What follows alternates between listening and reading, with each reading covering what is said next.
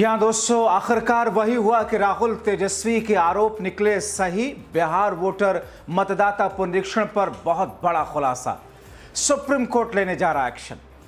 बहुत स्वागत है आप सभी का। आप देख रहे हैं द राजनीति का विशेष सेगमेंट खबर और विश्लेषण। मैं हूं जब्बार खान।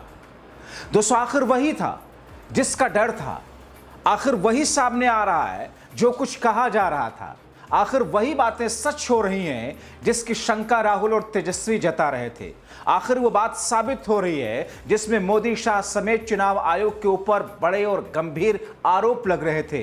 तो आखिर ऐसा क्या हुआ? बिहार के अंदर वो कौन सा भूचाल आया और किसने ये बड़ा खुलासा किया जिसकी बुनियाद पर चुनाव आयोग फंसता दिख रहा है, जिसमें मोदी सरकार भी फंसती दिख रही है। सुप्रीम कोर्ट माना यह जा रहा है कि अगली सुनवाई में इस पूरे मामले पर बड़ा एक्शन लेगा।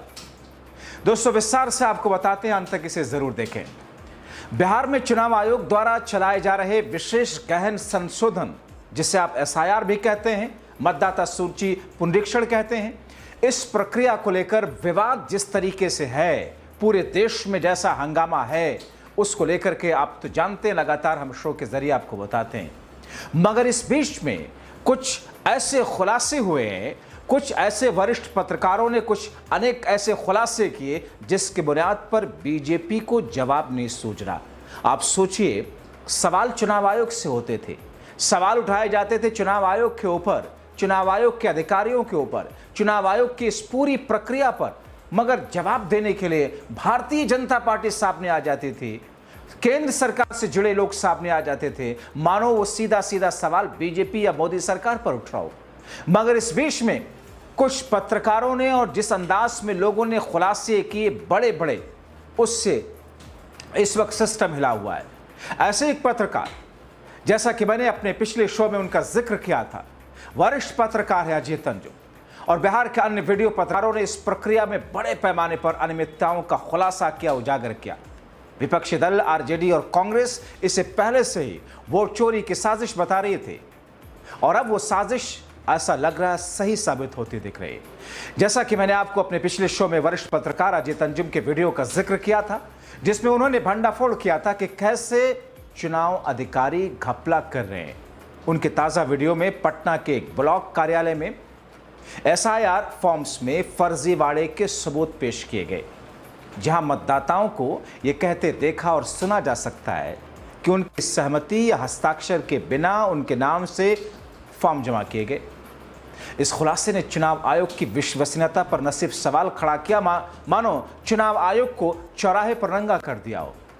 जिस चुनाव आयोग के सपोर्ट में पूरी भारतीय जनता पार्टी और संघ से जुड़े हुए लोग आकर के खड़े हो जाते थे, अब वो लोग गायब दिखाई दे रहे हैं। जवाब देने के लिए कोई नहीं आ रहा, क्योंकि जवाब उनके पास में है ही नहीं। दोस्तों, ऐसे ही देश के एक मीडिया हाउस द हिंद सत्य के रिपोर्ट के मुताबिक अजीत अंजुम के वीडियो में 10 मतदाताओं ने बताया कि उनकी मुलाकात किसी बूथ लेवल ऑफिसर यानी कि बीएलओ से नहीं हुई। उन्हें कोई फॉर्म नहीं दिया गया, किसी फॉर्म पर हस्ताक्षर नहीं हुए, फिर भी उनके नाम से फर्जी दस्तखत करके एसआईआर फॉर्म जमा कर दिए गए। उन्होंने अजीत अंजुम ने बेगूसराय के एक प्रखंड में भी ऐसी अनियमितताओं का जिक्र किया, जहां उनके खुलासे के बाद स्थानीय प्रशासन ने उनके खिलाफ एफआईआर दर्ज करा दी थी। हड़बड़ाहट देखिए बीजेपी की, हड़बड़ाहट देखिए भारतीय जनता पार्टी की, बिहार सरकार की, हड़बड़ाहट देखिए चुनाव आयोग की, हड़बड़ाहट देखिए मुफ्ती और शाह और पूरे एनडीए कुनबे की, कि जब उनका भंडाफोड़ होने लगा बेगूसराय में, जब इस पत्रकार ने जाकर के वहां पर खुलासा किया, उनके खिलाफ एफआईआर दर्ज हो गई। उन्होंने इससे सच्चाई को दबाने की कोशिश बताया। इसके अलावा तेजस्वी यादव ने जमुई में एक जेली विक्रेता के पास हजारों फॉर्म मिलने और पटना के गांधी मैदान के पास फ्लाईओवर पर फेंके गए फॉर्म्स के वीडियो का हवाला दिया, जो फर्जीवाड़े के और उसकी गंभीरता को दर्शाता है। अजीत अंजुम ने एक वीडियो में एक फौजी अफसर की कहानी भी पेश की। एसआईआर का फॉर्म भरने फौजी अफसर छुट्टी लेकर जोधपुर से जहानाबाद बिहार आए। बीएलओ ने फॉर्म उनके घर पर छोड़ दिया था। उस फौजी अफसर ने अपनी पत्नी, अपने मां का फॉर्म भरकर दस्तावेज के साथ में बीएलओ को अप्रोच किया। 3 दिन तक बीएलओ उनसे मिला नहीं। चौथे दिन यानी 18 जुलाई को यह फौजी अफसर खुद बीएलओ के घर पहुंच गए। बीएलओ ने कहा कि मैंने आपके सारे फॉर्म को अपलोड कर दिया है। फौजी अफसर हैरान, नाराज हुए पूछा मेरे फॉर्म मेरे पास हैं तो आपने जमा कैसे कर दी? बीएलओ ने कहा एक्नॉलेजमेंट वाला फॉर्म डाउनलोड करके उसे भर करके जमा कर दिया। खुद को फंसते देख करके बीएलओ ने अपना माफीनामा लिख दिया। फौजी अफसर को किसी थाने ने बीएलओ के फर्जीवाड़े के सबूत रिकॉर्ड किए। बीएलओ ने कहा कि ऊपर के अधिकारियों के दबाव में यह सब करना पड़ा है। फौजी अफसर अब सवाल उठा रहे हैं कि मेरा फर्जी दस्तखत करके फॉर्म क्यों जमा कराया गया। और अजीत अंजुम का ये वीडियो आए उस वक्त तक काफी वक्त हो चुका था। चुनाव आयोग का मुंह सिल उठा। उसने उस फर्जीवाड़े पर कोई जवाब नहीं दिया, कोई खंडन नहीं किया, कोई स्पष्टीकरण नहीं दिया। एक शख्स की मां का निधन 6 महीने पहले 6 साल पहले हो गया था दोस्तों। इसी तरह आप देखें, पिता का निधन 7 महीने पहले हुआ था, लेकिन उनके मृत माता पिता का फॉर्म अपलोड कर दिया गया। खुद वो शख्स परेशान है कि आखिर उनका और उनके बाकी लोगों का, फैमिली वालों का, परिवार वालों का फॉर्म कैसे जमा हुआ। ये सारे आम धांधली है, लेकिन चुनाव आयोग मानेगा नहीं। अब ऐसी स्थिति में दोस्तों उस पत्रकार ने पटना के डीएम को ये वीडियो टैग करते हुए उनकी टिप्पणियों की मांग की है।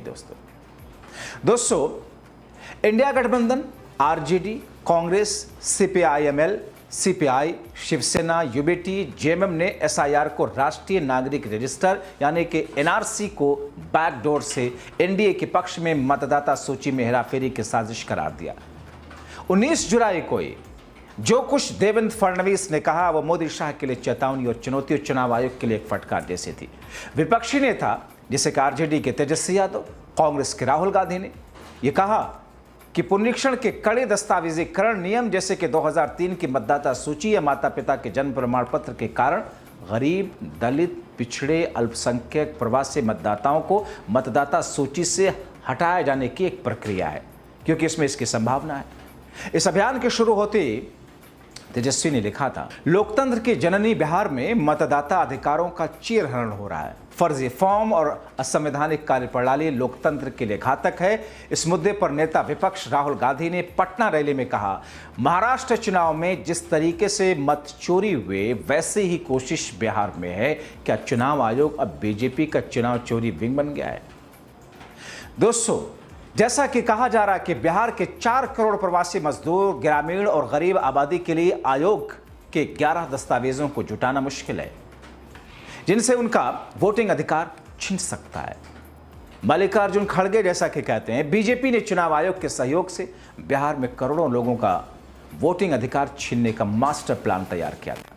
टीएमसी नेता महुआ मोइत्रा ने सुप्रीम कोर्ट में याचिका दायर की, एसआईआर को लोकतंत्र पर हमला बताया, जिसमें उन्होंने कहा कि यह प्रक्रिया बीजेपी के इशारे पर शुरू की गई ताकि गरीब प्रवासी मतदाताओं को वोट से वंचित किया जाए। इलेक्शन कमीशन ऑफ इंडिया ने यह दावा किया कि मतदाता सूची में नेपाल, बांग्लादेश और म्यांमार के नागरिकों के नाम पाए गए हैं, जिन्हें 1 अगस्त के बाद नागरिकता जांच के बाद हटाया जाएगा। दोस्तों पत्रकारों की खोजी रिपोर्टिंग से यह साफ हो गया कि बिहार एसआईआर प्रक्रिया में उन लोगों को विदेशी नागरिक मान लिया गया जो तय दस्तावेजों को जमा नहीं करा सके। ऐसे लोगों के फॉर्म इसलिए स्वीकार ही किए गए ताकि उनको फर्जी घोषित किया जा सके। जिन मृत लोगों के फॉर्म जमा किए या अपलोड किए गए, आखिर उनके दस्तावेज किसने दिए होंगे? ये सवाल तो हो जाएगा, ये सवाल तो उनसे किया ही जाएगा। तेजस्वी कहते हैं कि चुनाव आयोग ऐसी खबरें विदेशी नागरिक फैला करके अपनी गलतियों को छिपाने की कोशिश कर रहा है। बीजेपी वाले ट्रैक पर चुनाव आयोग भी आ गया, धर्म वाले आधार पर, क्योंकि विदेशी नागरिक ये बताएंगे जिसमें मुसलमान मुल्ले होंगे। ये बातें इनके हिसाब से कही जाएंगी। उन्होंने फर्जी फॉर्म्स के सबूत पेश किए, जैसे कि जेली विक्रेता और सड़कों पर फेंके गए फॉर्म्स। यही वजह है कि राहुल ने महाराष्ट्र विधानसभा चुनाव से बिहार की तुलना की। 41 लाख अतिरिक्त मतदाताओं, 76 लाख वोटों की गड़बड़ी की बात उठाई।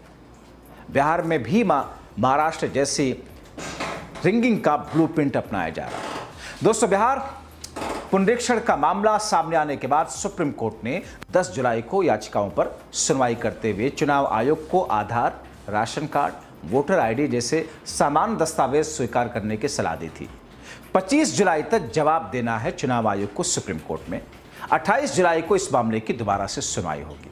अब यह कहा जा रहा है कि जब इस किस्म के खुलासे हुए, इस किस्म का भंडाफोड़ हुआ, वीडियो रिकॉर्डिंग है, तो फिर चुनाव आयोग के साथ साथ इस पूरे सिस्टम से जुड़े हुए, इस मकर जाल में जुड़े हुए लोगों के खिलाफ सुप्रीम कोर्ट एक्शन लेने जा रहा है। बहरहाल एसआईआर प्रक्रिया में फर्जीवाड़े के खुलासे, खासकर वरिष्ठ पत्रकारों और विशेष रूप से मैं कहना चाहूंगा अजीत अंजुम की रिपोर्टिंग ने बिहार विधानसभा चुनाव से पहले मतदाता सूची की विश्वसनीयता पर न सिर्फ गंभीर सवाल खड़े किए बल्कि चुनाव आयोग का भंडाफोड़ किया है। विपक्ष कहता है कि एनडीए के पक्ष में मतदाताओं को हटाने की साजिश है, जिसे वे महाराष्ट्र के तर्ज पर वोट चोरी की कोशिश बता रहे हैं। सुप्रीम कोर्ट का हस्तक्षेप और जनता का विरोध इस प्रक्रिया को और पारदर्शी बनाने की मांग करता है, लेकिन चुनाव आयोग का आइडियल और अड़ियल रवैया, आइडियल उनके लिए हो सकता है, संघ और बीजेपी वालों के लिए, लेकिन मैं उसे अड़ियल रवैया कहूंगा। इस अड़ियल रवैये के मामले ने मामले को और उलझा दिया है।